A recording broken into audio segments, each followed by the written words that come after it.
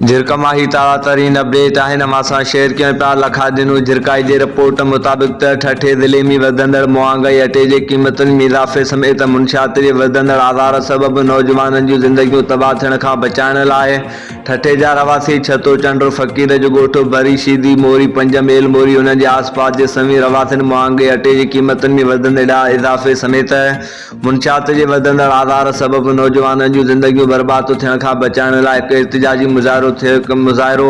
ठठे जे जाखरा बिरादरी के मौजूद वडेरो रसूल बख्श जाखरो हाजी हसन जाखरो ऐं मोहम्मद हनीफ सुमरो जी अॻवानी में मकली ते हिकु एहतिजाजी मुज़ाहिरो कंदे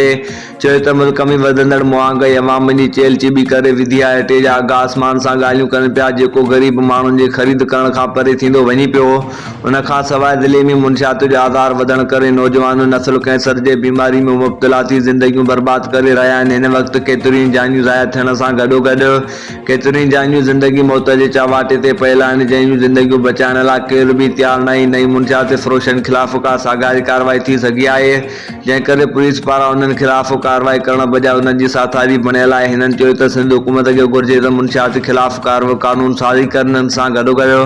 फ्लोर मिल तोड़ी दुकानदारनि खे मुक़ररु कयल सरकारी अटे जे रेट तहत अटो सस्तो विकिरो करण जो पाबंद बणाए अवाम खे रिलीफ मुहैया करणु घुर्जे। वडेरो रसूल बख्श जाखर ऐं ॿियनि पीपी चेयरमैन बिलावल भुट्टो ज़रदारी वज़ीर आला Sindh Syed Murad Ali Shah chief justice Sindh high court IG Sindh DIG Hyderabad DG rangers SSP Thatta session जज ठठो सुशेद चूंडियल नुमाइंदनि समेत समूरनि वसवारनि खां मुतालबो कयो त फौरी महांगाई ते कंट्रोल करे अटे जे अघनि ते कंट्रोल करे ॿी सूरत में एहतिजाज करण सां गॾु अदालत में पिणु वेंदासीं।